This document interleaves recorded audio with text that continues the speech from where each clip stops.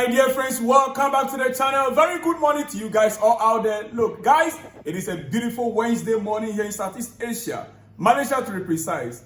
Now, this is Salon's blog. I want to say something before we continue. I received some comments and it saddens my heart. It looks like most people either they don't listen when I speak or they don't really understand me. I've received one or two criticisms about my recent videos, especially on Victor Osimhen. And to be honest, I don't remember the last time I spoke against Victor Osimhen on this channel. Rather, I have been saying it almost every day that the players that Chelsea want to sign right now are far below our expectation. They are players that when they come to Chelsea, we will still struggle next season. I think I've been making this point very clear.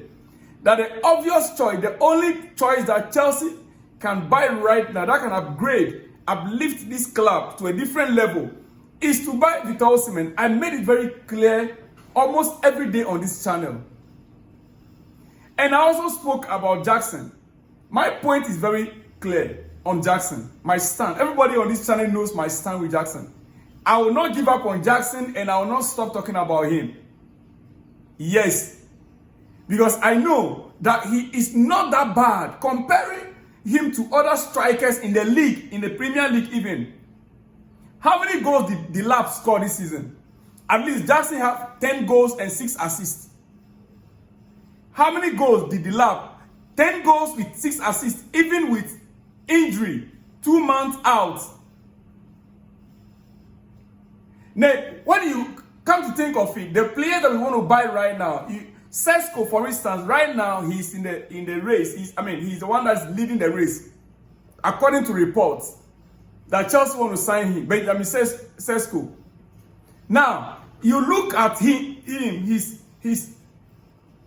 misses alone, the chances that were being created for Sesko, and the number of goals that he missed.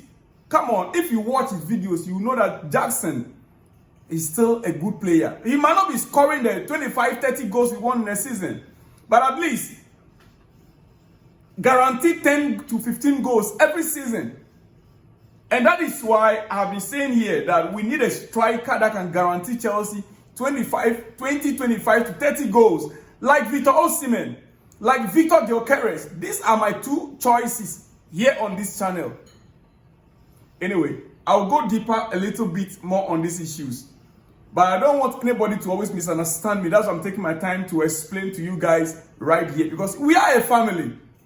When you threaten me that you will stop watching my channel if I don't stop talking about Nicolas Jackson. But he's a Chelsea player. If I don't stop talking about Jackson, you will stop watching my channel. But Jackson is a Chelsea player. He's the only striker we have right now. How can I stop talking about him? And I also said that even the red card that he got was a criminal offense to me. I'm not too sure. But guys, anyway, let me chip in this before we continue on Chelsea. We are a family. Have that in mind. This channel is a family channel and you are part of that family. Alright? Ruben Amorim has paid for 30 Manchester United staff members and their families to attend the final of the UEFA Europa competition. Ruben Amorim has paid for 30 Manchester United staff members. The coach is paying the fee, their hotel, their accommodation and everything for 30 staff members and their families to attend the final of the Europa League. Why? It comes after coaches, physios, and the support team were told that they would have to pay for their own tickets. This new owner. The coaches, physios, and support team were told they would have to pay for their own tickets. I mean, as in how? So what if the support team, the coaches, the physios said, okay, they are not traveling with the team. Let the team go and play alone.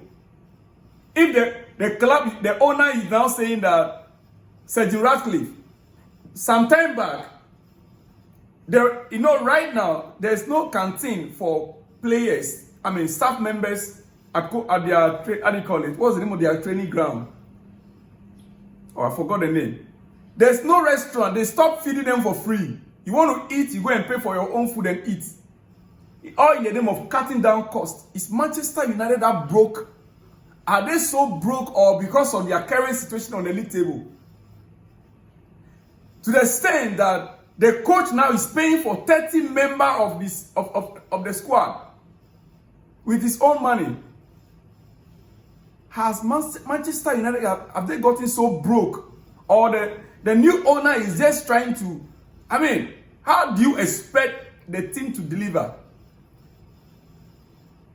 And hey, Europa League, even if Manchester United did not win the trophy, they still earn more than Chelsea winning the Conference League first position. Yeah. They still earn more. Conference League in all, Chelsea is going to be earning about 13 million euros or so in all when we win the trophy in Conference League. Europa League, they are taking close to about 20 million or so pound. Yeah. Even Champions League, the last 8, Aston Villa earned more than Chelsea earned. Chelsea is going to end at our final. That is why we need to go back into Champions League. But if Europa League final game and the owner is saying that coaches and physios and the support team will have to pay for their own flight tickets, it doesn't make sense. Anyway, there's a saying in my place that do fear same.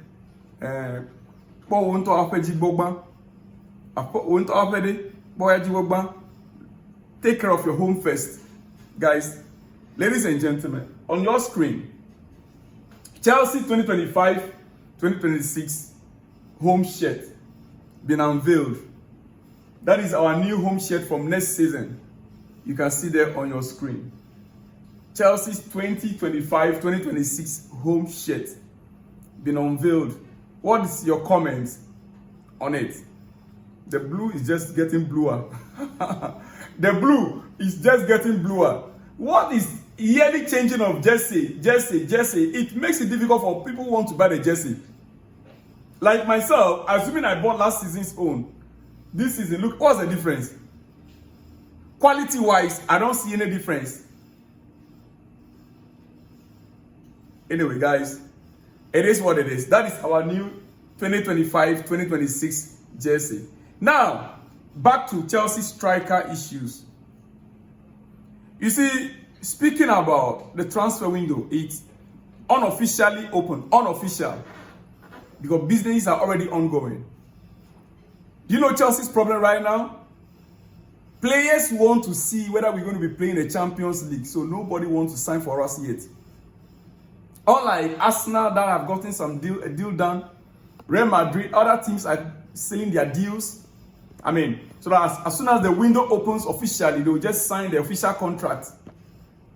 We are not hearing any news, and we are not sure who is going to come in, who is going to go. We know those are going to go out, but as in whether they've gotten a team that is going to buy them or not is another thing. Right now, Chelsea will attempt to sign a new striker, that we know, and Benjamin Sesko is among those targets. As a matter of fact, Benjamin Sesko is the leading candidate right now as a striker.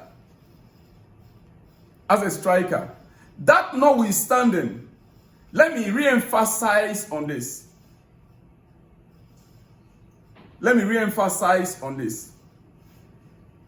Champions League will play a major role on the players that Chelsea can sign.